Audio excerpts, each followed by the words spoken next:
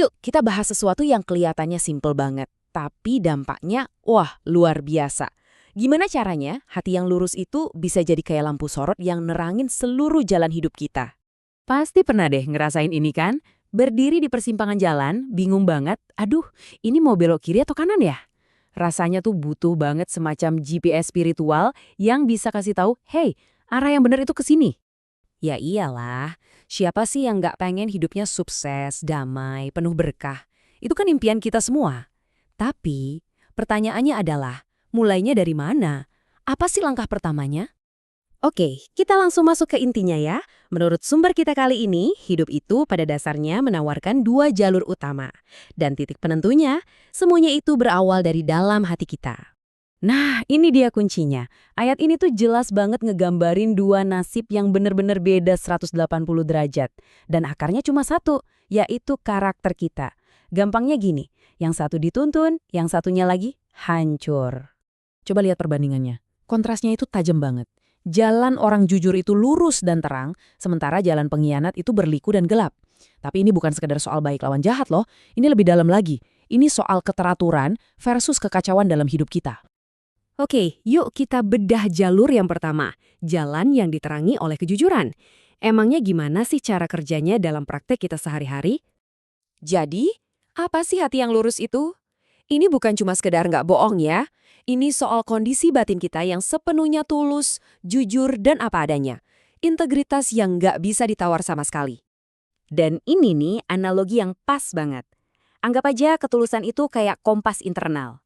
Waktu hidup lagi terasa kayak badai, penuh kebingungan, banyak godaan, kompas inilah yang tetap stabil nunjuk arah yang benar. Dia jadi semacam pemandu navigasi kita. Hasilnya praktis banget. Dengan kompas moral itu, keputusan-keputusan yang sulit jadi lebih jernih.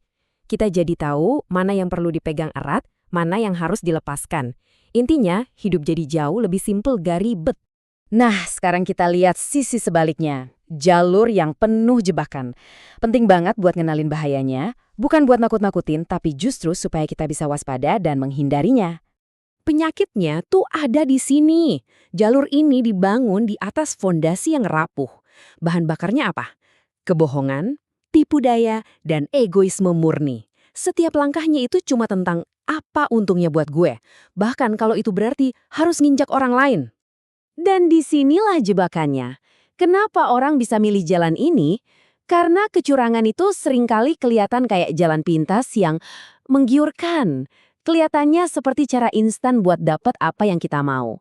Godaan keuntungan sesaat itu memang kuat. Tapi, keuntungan sesaat itu harganya mahal banget. Poin utamanya adalah jalan ini nggak akan bertahan lama.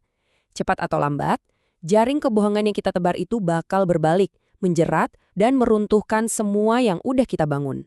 Oke, kita udah lihat dua jalan yang sangat berbeda. Yang satu menuju terang, yang satunya lagi menuju kehancuran. Jadi, pertanyaan besarnya sekarang, gimana caranya supaya kita selalu ada di jalan yang terang? Di mana kita bisa nemuin pemandu yang sejati? Nah, disinilah kita perlu ngubah cara pandang kita. Seringkali kita mencari terang itu di luar sana, dari karir, dari pasangan, atau dari harta. Padahal sumber pencerahan yang sejati, arah yang paling jelas, ternyata asalnya itu dari dalam, dari kondisi hati kita sendiri. Dan sumber kita memberikan jawabannya. Sumber terang itu adalah kebijaksanaan dari Tuhan, yang digambarkan sebagai pelita. Coba perhatikan deh, bukan lampu sorot stadion yang menyilaukan dan nunjukin seluruh masa depan dari A sampai Z, bukan. Tapi pelita, cahaya yang cukup untuk nerangin langkah kita selanjutnya, di sini dan saat ini. Jadi, semua benang merahnya nyambung di sini. Saat kita berkomitmen menjaga hati tetap lurus, kita tuh seolah-olah lagi membuka sebuah saluran. Saluran yang memungkinkan hikmat dan tuntunan dari atas mengalir masuk. Integritas kita jadi semacam antena yang menangkap sinyal petunjuk itu. Dan sebagai penutup, saya nggak akan memberikan kesimpulan. Saya justru mau meninggalkan Anda dengan sebuah pertanyaan untuk direnungkan. Karena ini bukan lagi soal teori, tapi soal aksi nyata kan? Setelah mendengar semua ini, satu langkah kecil apa yang bisa Anda ambil mulai hari ini untuk memastikan kompas di dalam hati Anda selalu terawat dan menunjuk ke arah yang benar? Coba renungkan.